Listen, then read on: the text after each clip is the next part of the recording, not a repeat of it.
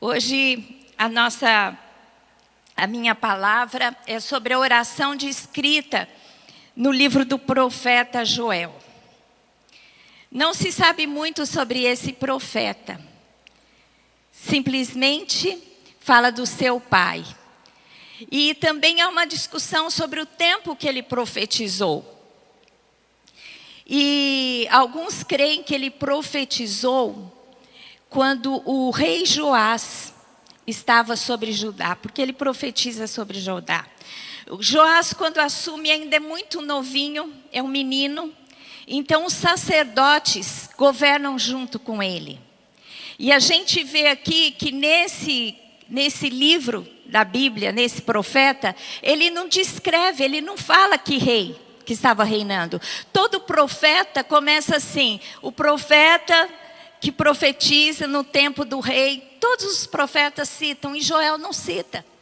Então creem que talvez ele esteja profetizando no tempo do domínio do rei Joás em Judá. E como Joás era um menino, os sacerdotes governavam com ele e tinham a proeminência, não é? E talvez por isso não cite o nome dele. Uma outra possibilidade é que Joel esteja profetizando depois do tempo de Esdras e Neemias. Portanto, era um tempo que na nação de Israel não havia rei.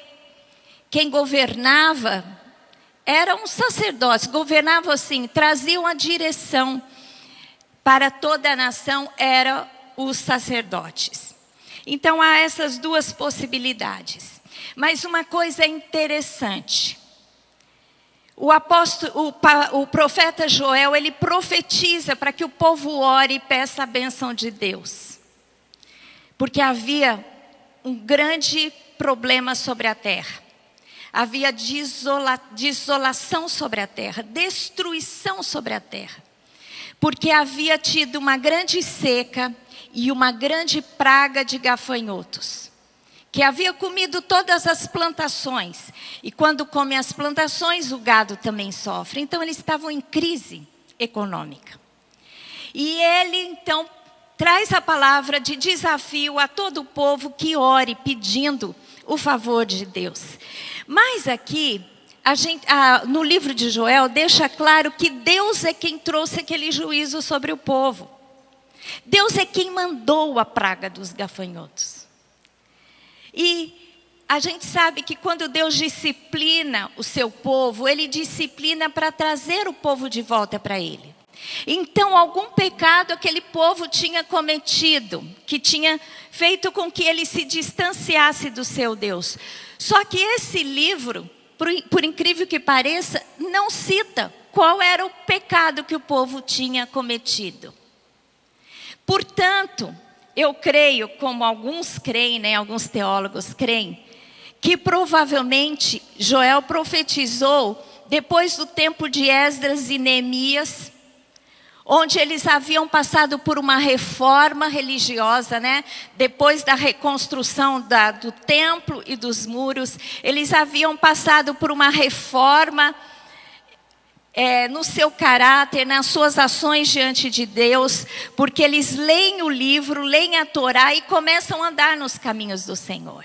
E aqui ele não cita o pecado, por conta de que o povo já tinha consciência muito clara naquele momento do pecado que eles estavam cometendo. Então, a gente vai ler a oração que o profeta desafia que todo o povo de Judá pudesse orar diante do Senhor. Então, vamos ler o texto, Joel 2, 16 e 17.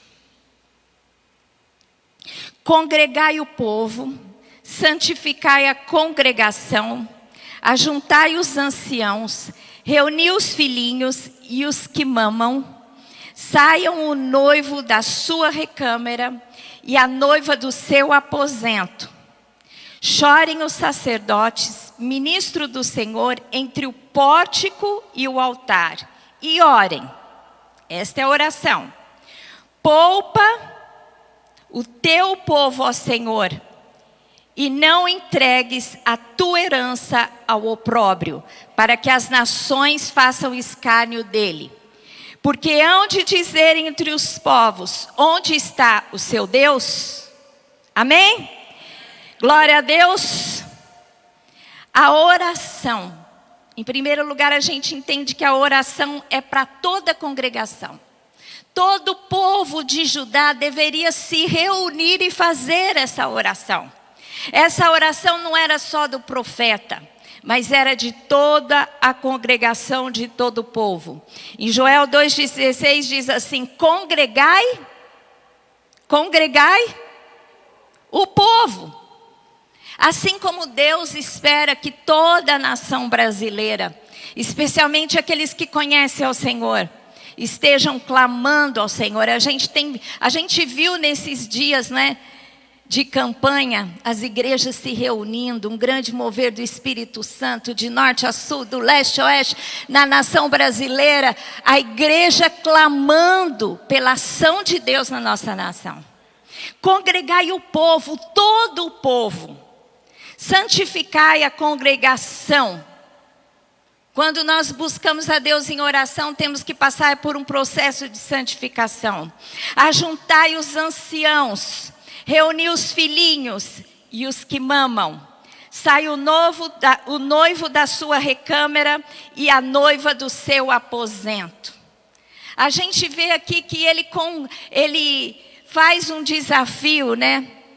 Ele chama todos para que estejam diante do Senhor orando.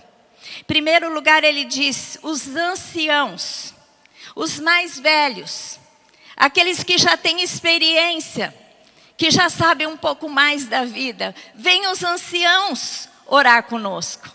Venha trazer a sua sabedoria, a sua experiência.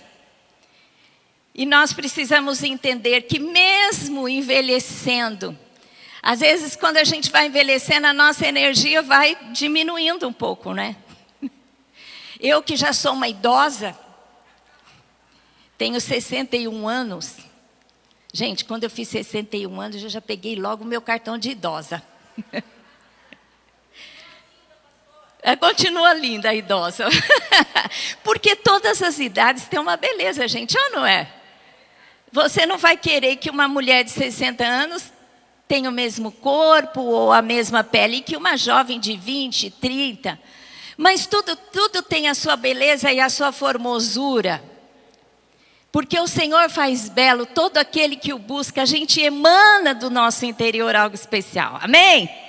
E as pessoas que vão ficando mais velhas, elas não devem se menosprezar, porque elas são tão importantes quanto as mais jovens.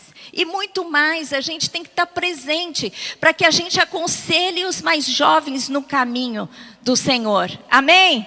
Os mais jovens que ouvem o conselho dos anciãos, eles não precisam errar, mas eles podem aprender pelas experiências daqueles que já muito viveram e não precisam bater a cabeça. A palavra de Deus lá no Salmo 92, versículo 14 diz assim: na velhice darão ainda frutos, serão cheios de ceifa e de verdor, para anunciar que o Senhor é reto. Ele é a minha rocha e nele não há injustiça. Amém? Glória a Deus. Eu fundei essa igreja com o Lamartine, nós já éramos casados. E tanto ele quanto eu, nós temos a mesma idade, 61 anos. Nós já estamos na nossa velhice. Mas temos muitos frutos ainda. Quando a gente estava programando para aposentar, Deus traz aí a church e essa igreja saiu das quatro paredes e se tornou uma igreja internacional. Amém?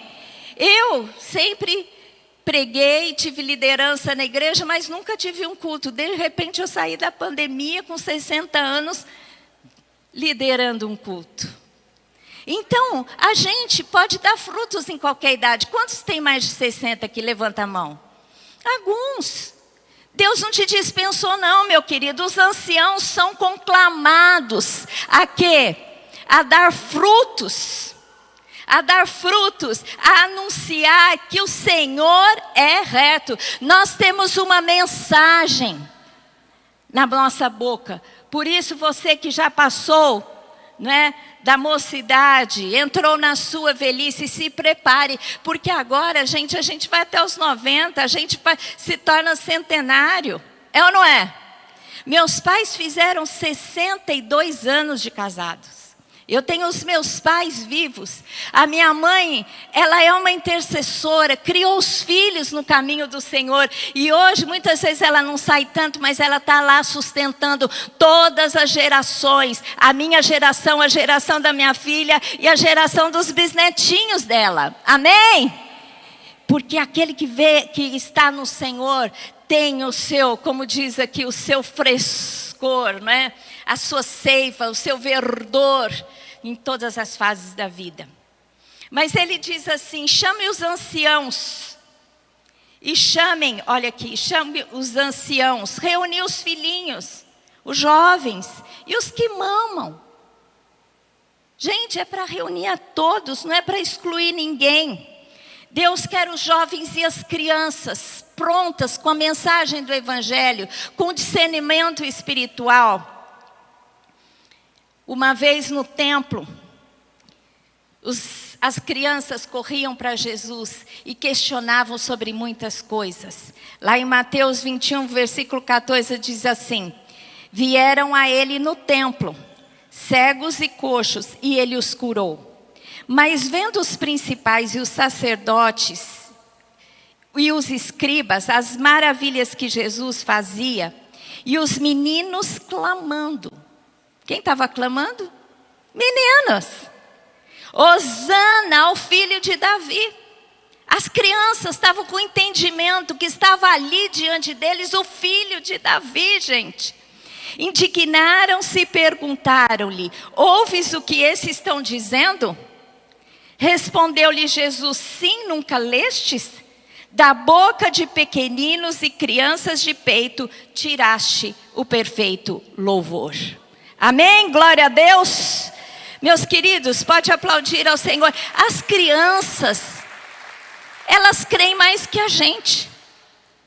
É por isso que elas têm que ser chamadas para reunião, para se posicionar, para orar.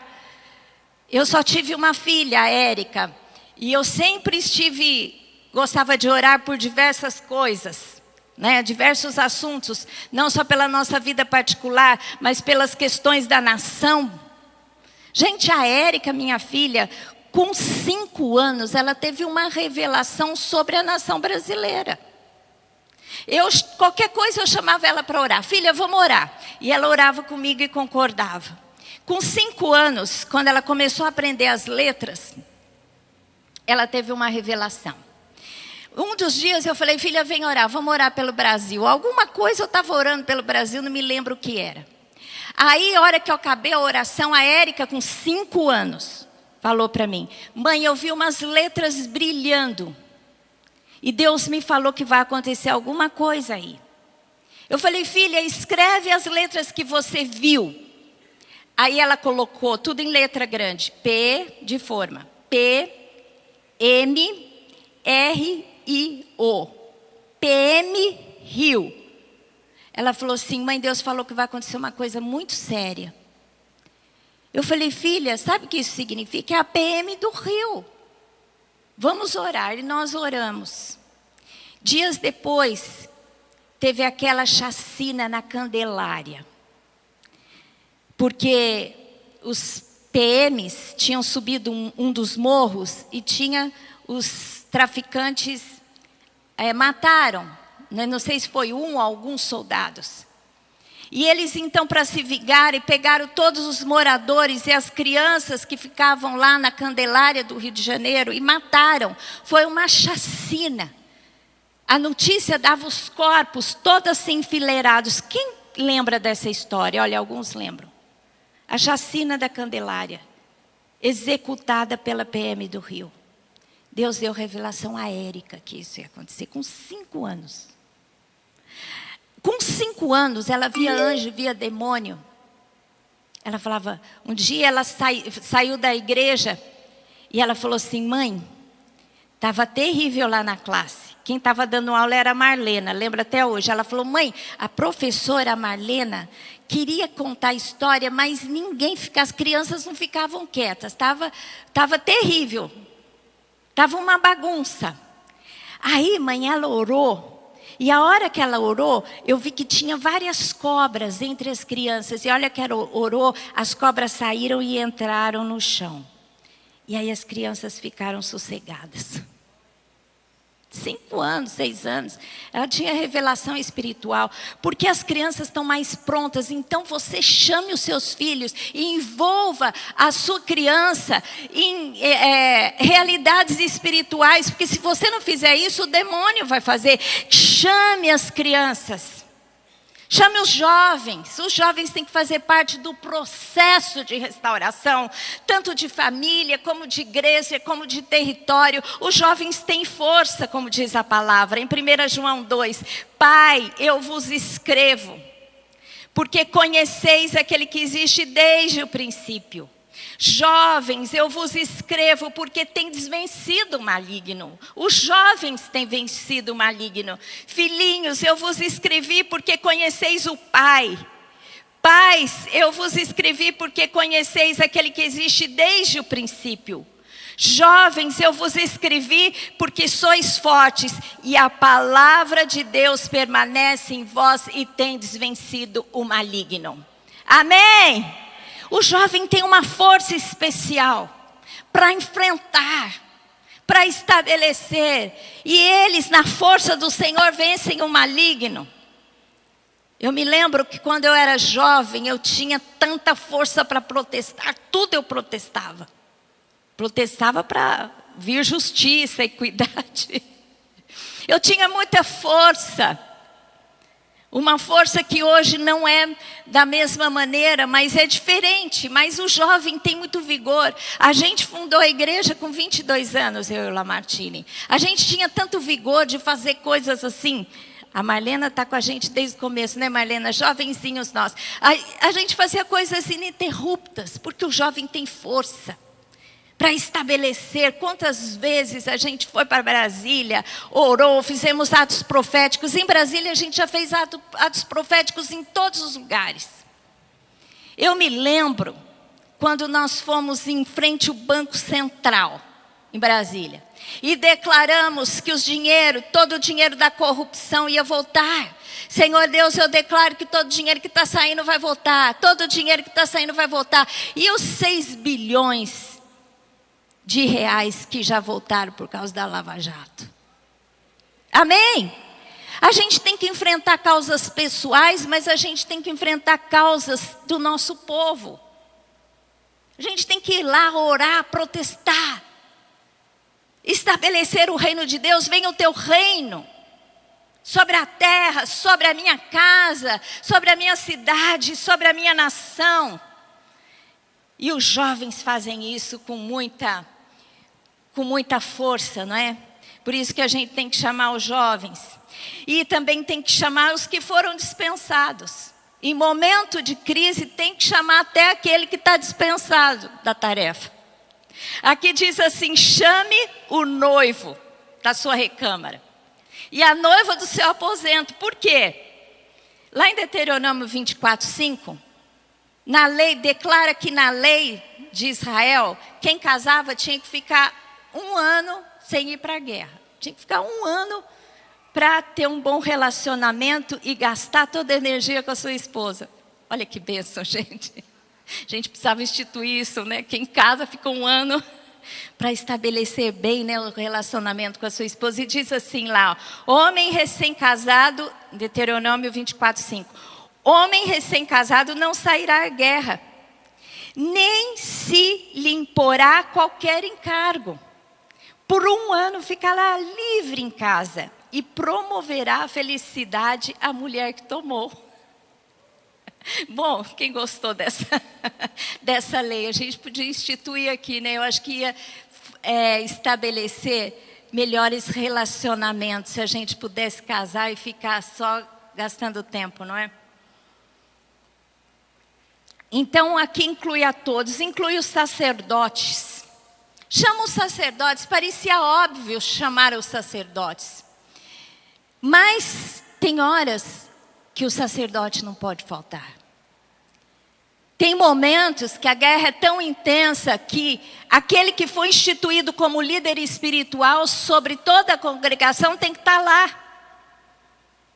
Por isso que lá em Tiago 5,14 diz assim: está alguém entre vós doente? Chame os presbíteros da igreja. Não é para chamar qualquer um, chame a liderança, a coisa está grave.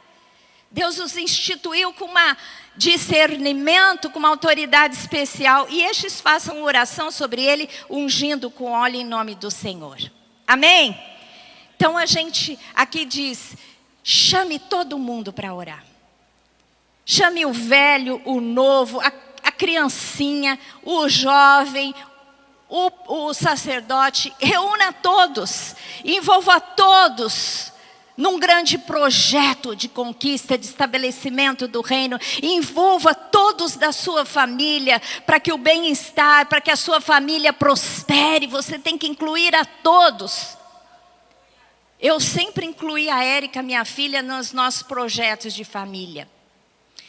Quando nós estávamos no ministério, no começo, a gente começou a ouvir sobre o avivamento que havia em Tulsa, em Oklahoma, muitos ministérios. E havia um ministério, o ministério do Kenneth Hagin, que chegou muitos livros no Brasil, um grande movimento de cura do Espírito Santo. E eu e o Lamartine, nós ficamos encantados. E nós falamos, vamos deixar um tempo a igreja e vamos estudar lá, porque a gente quer aprender e se mover. Fizemos todo o projeto. E a Érica comigo, filha, vamos orar, filha, vamos pedir, vamos fazer. E o Lamartine foi pedir autorização como visto para ir para os Estados Unidos. Começou a ser negado. Negou uma vez, negou a segunda vez. Nós tínhamos salário, nós tínhamos casa própria. Meus pais fizeram um documento que eles iam ser os sponsors, os mantenedores da gente lá. Nada disso adiantou.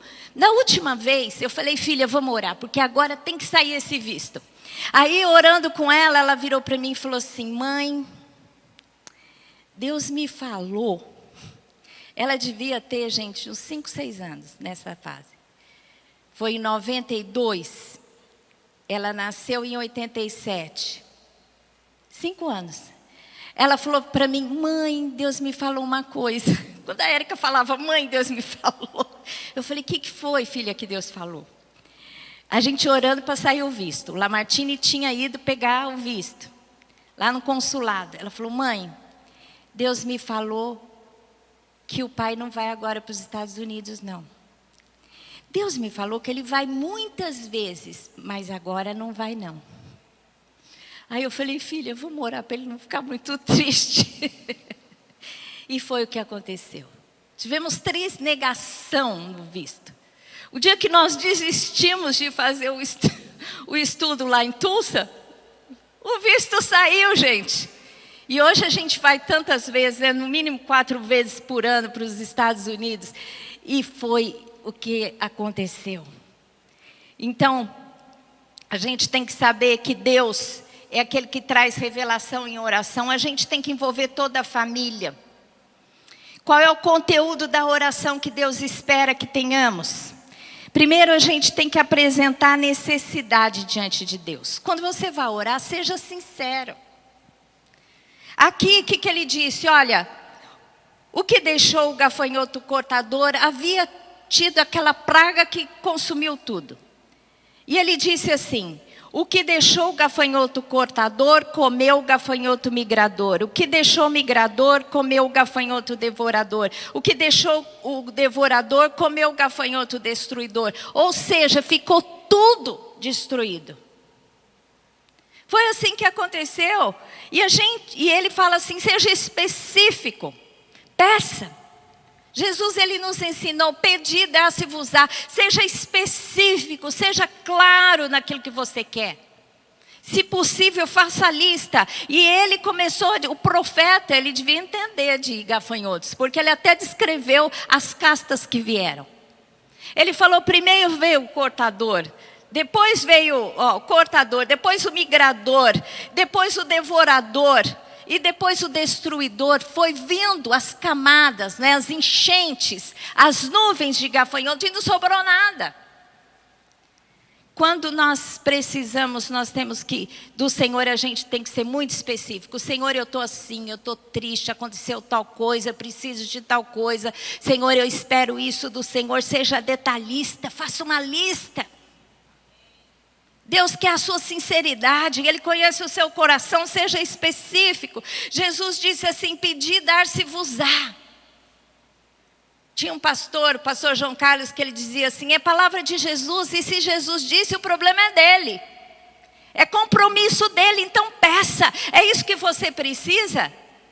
Você precisa se livrar dos gafanhotos que têm vindo sobre a sua vida e têm te roubado a paz, roubado a vida financeira, roubado os seus relacionamentos. Seja específico, busque a Deus em oração. Apresente a sua necessidade. Deus é aquele que pode suprir todas as coisas em nossa vida. Deus é o Deus poderoso, que tudo pode em nossas vidas. Entre em argumento com o Senhor.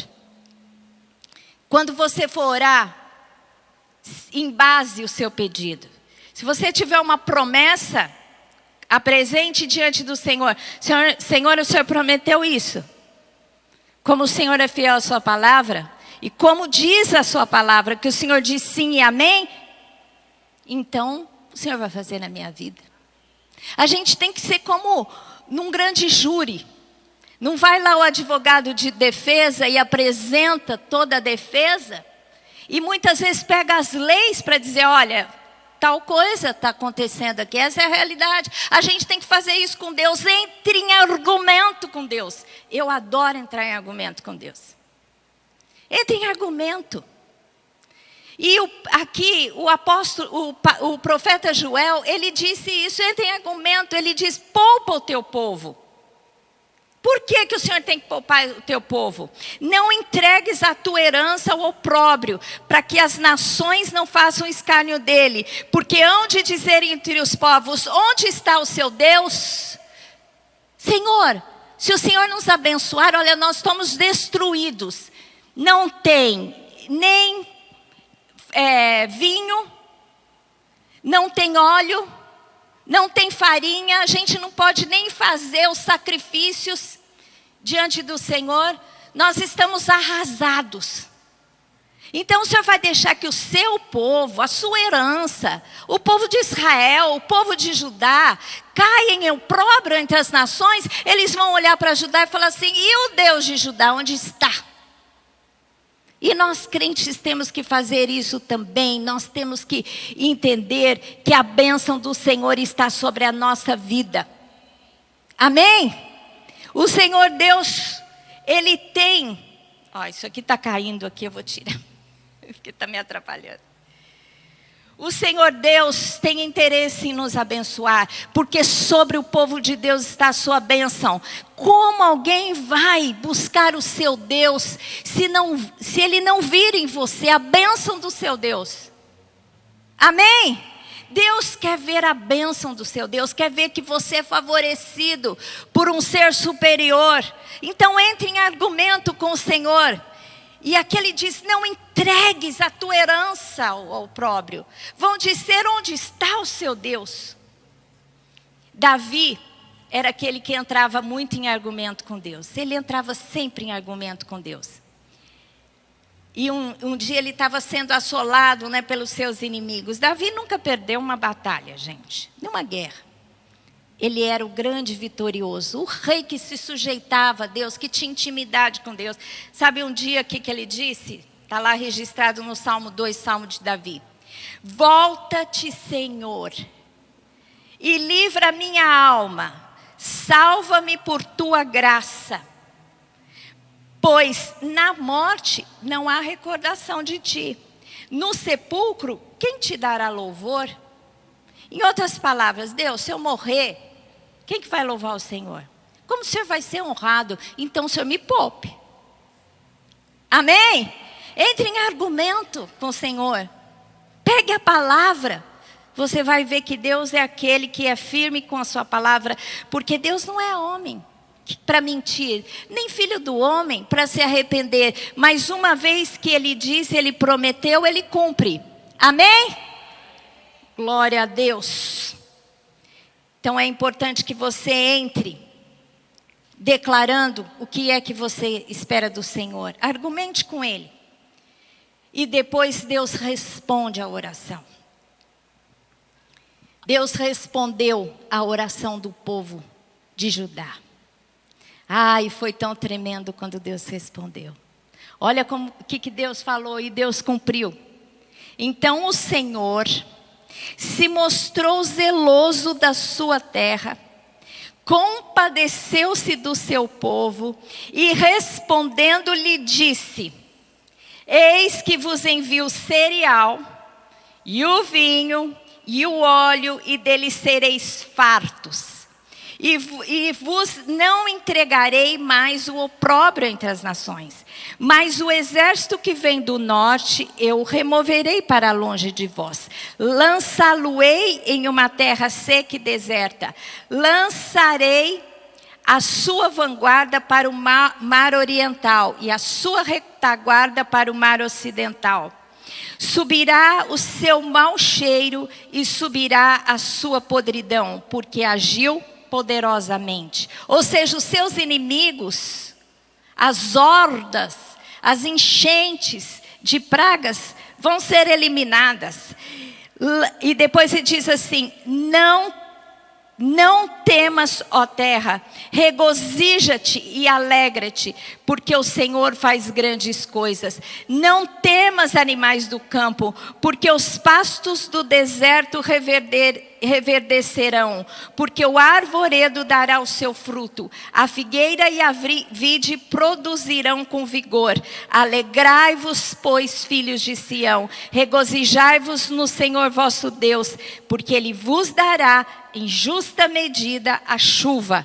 Fará descer como outrora a chuva temporã e a serôdia. As eiras, o que vai acontecer? Se encherão de trigo. Amém? E os lagares transbordarão de vinho e de óleo. Próximo. Restituí-vos-ei os anos que foram consumidos pelo gafanhoto, migrador, destruidor, cortador, o meu grande exército que enviei contra vós. Comereis abundantemente. Diga comigo: comereis abundantemente, e vos fartareis, e louvareis o nome do Senhor vosso Deus, que se ouve maravilhosamente convosco, e o meu povo jamais será envergonhado. Amém? Glória a Deus. Deus estava dizendo: eu enviei o meu exército, mas agora terei misericórdia.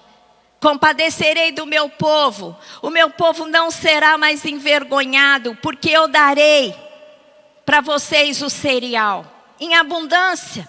Darei o vinho, porque o vinho era a bebida da época, era o que se consumia. Ele daria o cereal para fazer o pão, daria o vinho, daria o óleo, abundantemente. Eles iam comer com abundância, e iriam ser levantados, e todas as nações iriam olhar para Judá e falar assim: nossa, o Senhor ouve para com eles, com favor, com graça. O Senhor fará isso nas nossas vidas. Quando nós temos alguma necessidade, apresentamos a Deus, Deus vem e nos favorece. Você crê nisso?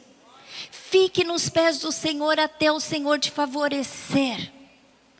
Povo de Deus não é para andar em escassez. Diante do nosso Deus não há escassez. Aquele que tem o ouro e a prata, que é dono de todas as coisas, Ele abençoa o seu povo. Eu não quero dizer aqui que todos terão o mesmo status social e econômico. Porque quando a gente vê na parábola dos talentos, Deus não distribui a cada um de maneira igualitária. Quer dizer, o socialismo não existe para Deus. Não é assim que acontece com Deus. Porque Deus deu 5 para um, deu 3 para outro e deu 1 para o último. Talentos ali é medida em prata. Ali talentos não é capacidade humana. Ali é medida financeira. E Deus deu a todos para multiplicar. E aquele que ele deu 1 não multiplicou, porque não creu que Deus era aquele que proveria para que ele crescesse. Deus disse, tira dele e dá para o que tem mais. Por que dá para o que tem mais? Porque o que tem mais multiplicou mais, ou seja, está mais capacitado para ficar com aquele. Então Deus, se você é uma pessoa que em vez de estar progredindo e multiplicando, está retrocedendo em qualquer área da sua vida, está na hora de você se arrepender dos seus pecados, ajuntar a congregação, ajuntar a sua casa, pedir perdão a Deus se há alguma falha e buscar a bênção. Deus é aquele que favorece os seus filhos. A razão da resposta, por que Deus respondeu favoravelmente? Aqui, o profeta diz, Deus teve zelo da terra e compadeceu-se do povo. Deus tem zelo pela sua criação. A palavra de Deus lá no Salmo 33, 12 diz assim, feliz a nação cujo Deus é o Senhor. Feliz é o território, feliz é a família, feliz é o homem, feliz é a mulher, feliz é aquele cujo Deus é o Senhor.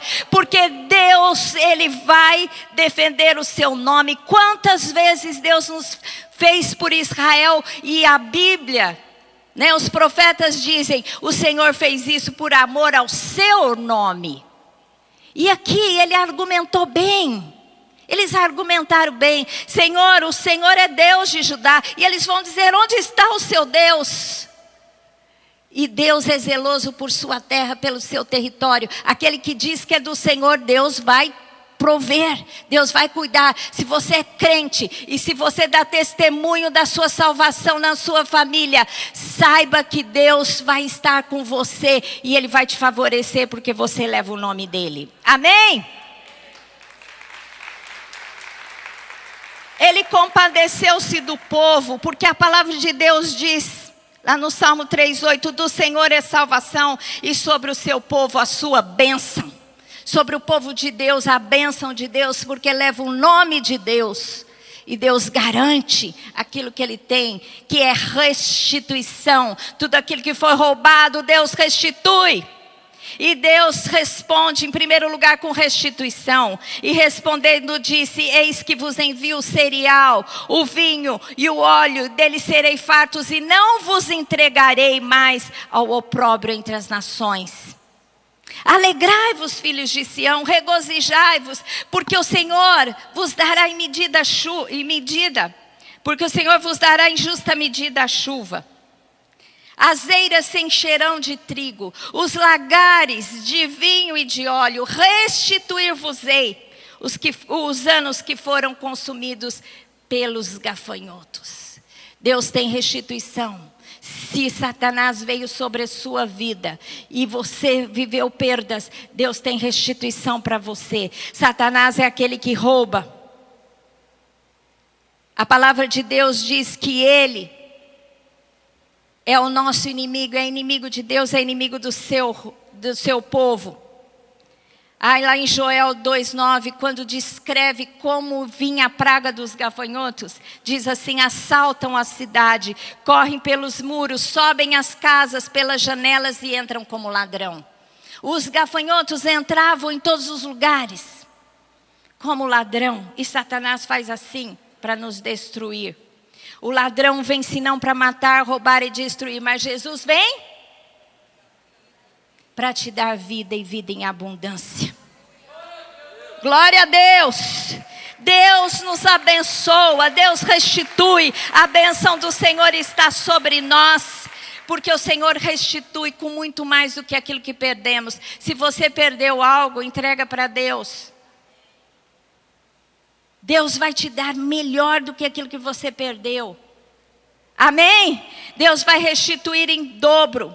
Provérbio 10, 22 diz assim, a bênção do Senhor enriquece. A bênção está sobre a sua vida e vai te fazer progredir, te enriquece e não acrescenta dores. Porque aquilo que o diabo dá, aquela riqueza, fruto de corrupção, aquela bênção que é passageira, ela traz dores e consequências, mas a bênção do Senhor é aquela que traz alegria. Amém? Deus traz restituição, Deus traz exaltação. Ele diz assim, lá em Joel 2:20, mas os exércitos que vêm do norte eu removerei para longe de vós.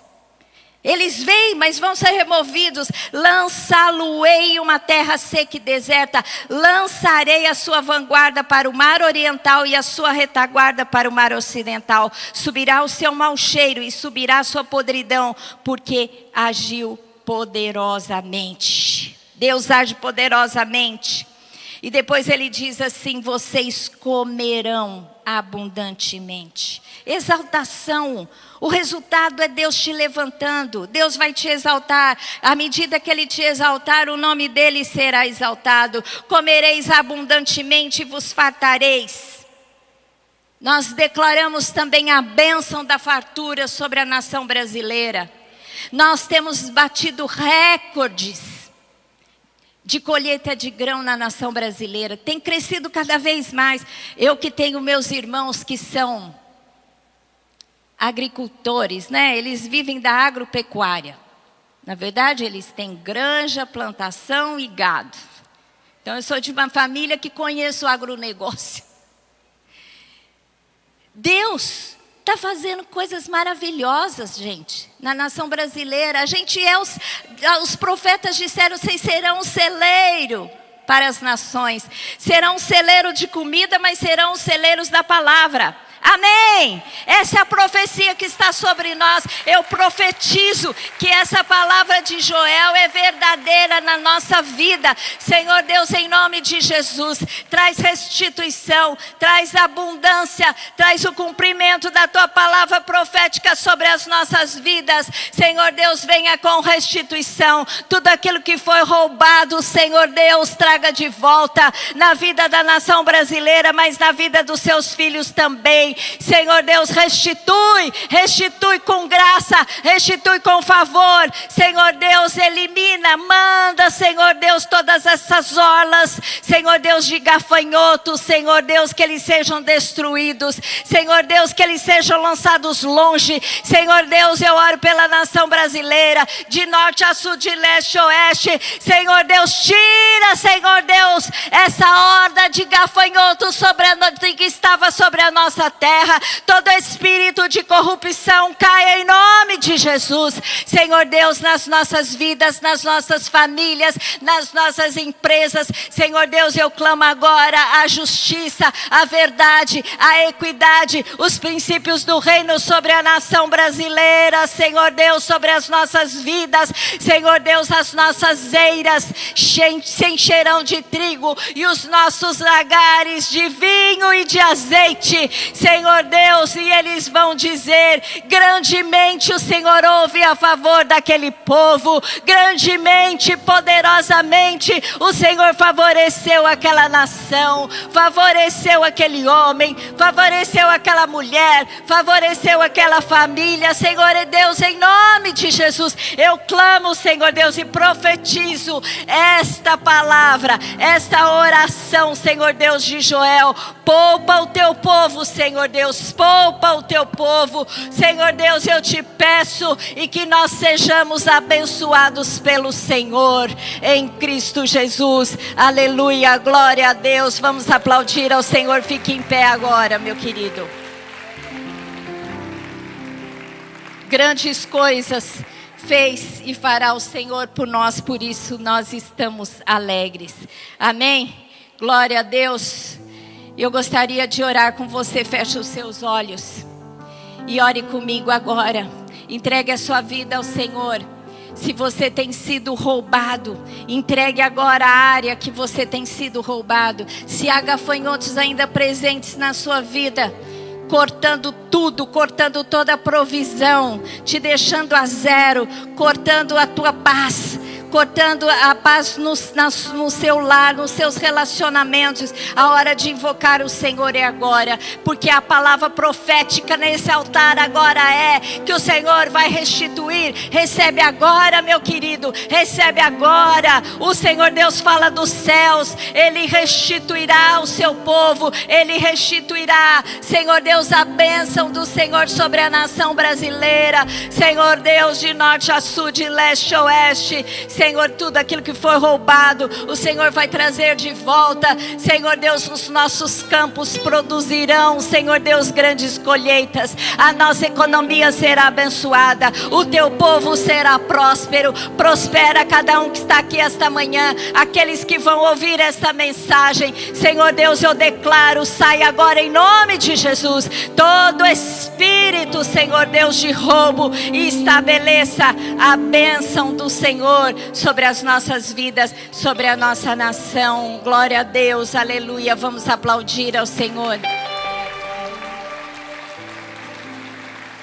Você que está aqui, se você ainda não entregou a sua vida para Jesus, o momento é agora. Entregue a sua vida para Jesus, para que Ele possa restituir tudo aquilo que foi perdido ao longo da sua história. Entregue o seu coração e a sua vida a Jesus, que Ele fará essa coisa maravilhosa. Se você quer entregar a sua vida a Jesus, nunca fez isso, nunca orou declarando que Jesus é Senhor da sua vida, levante a sua mão que eu quero fazer essa oração com você. Tem alguém aqui que quer entregar a sua vida para Jesus e declarar que Ele é Senhor da sua vida, para restaurar a sua história? Tem alguém aqui que quer fazer essa oração? Levante a sua mão, que nunca fez, mas quer entregar nesta manhã, agora, neste momento, sua vida a Jesus. Levante a sua mão. Você que está conosco, se você ainda não fez essa oração de entrega, faça comigo agora. Acione aí o QR Code para que nós possamos conhecer você. Senhor Deus, eu entrego a minha vida ao Senhor. Venha governar, Senhor Deus, sobre ela. Perdoa os meus pecados e dirija a minha vida, Senhor. Estabelece a tua bênção e o teu favor sobre mim, em Cristo Jesus. Amém. Glória a Deus. Nós vamos cantar esta música e depois eu quero orar por restituição. Enquanto isso, vá fazendo uma análise, vá orando, vá discernindo se há alguma coisa que tem sido roubado na sua vida. Hoje é o tempo da restituição do Senhor. Amém? Nós vamos terminar com uma oração poderosa, porque essa palavra, ela foi lançada e ela não vai voltar vazia. Amém? Mas ela vai cumprir o propósito para o qual ela foi lançada. Ela vai mudar a sua história hoje. A história de roubo numa história de favor e de abundância, em nome de Jesus. Amém.